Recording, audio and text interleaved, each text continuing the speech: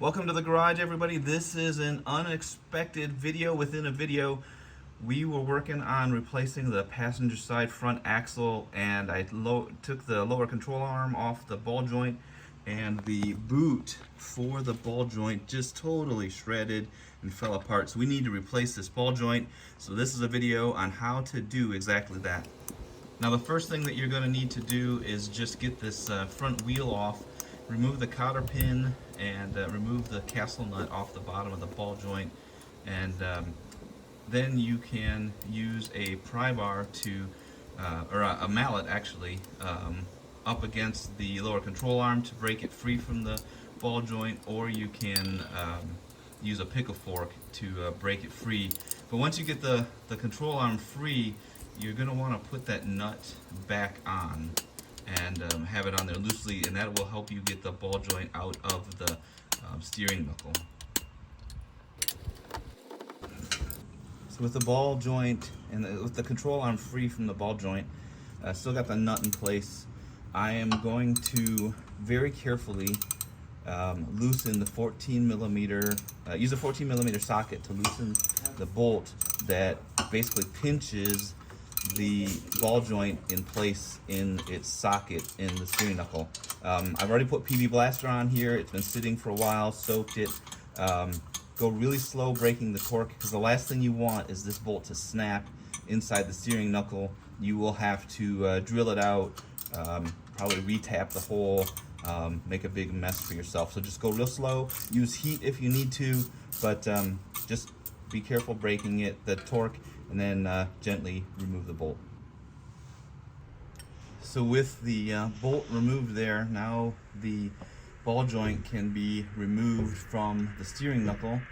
I am going to use a longer piece of wood and bring it in from the top and rest it against the lower control arm, and then use the control arm, because I've got that castle nut installed, use that control arm to pull the ball joint out of its socket.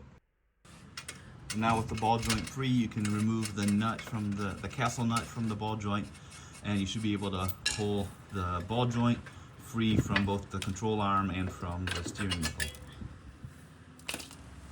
So this is what is left of the old ball joint. Clearly the boot there had melted away, and then it is just a hot mess up inside there.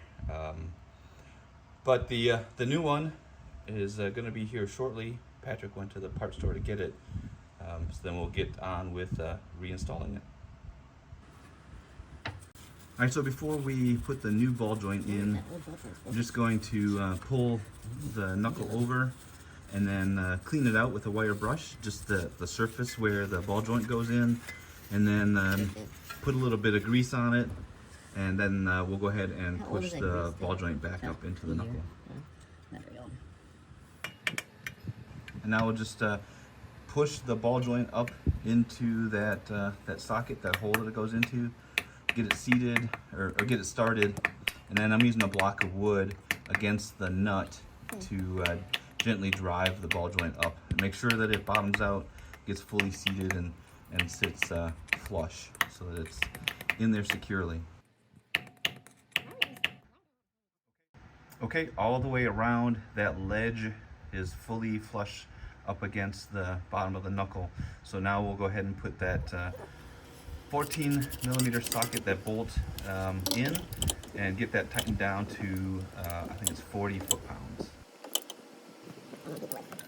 With the bolt torqued down, now the only thing that's left to do is put the ball joint into the lower control arm and torque that nut to 29 foot-pounds.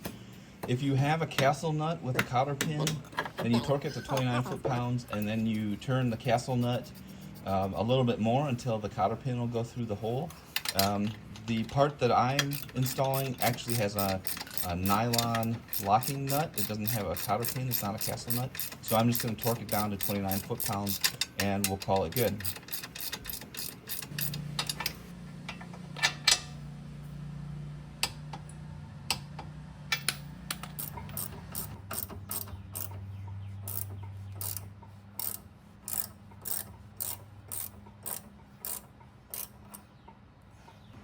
And once you got the ball joint torqued up, you're all done. Put the tire back on and torque the lug nuts, and that's all there's to it. It's pretty straightforward to get that lower ball joint replaced. If you have any questions, drop them in the comments. Hopefully the video's been helpful.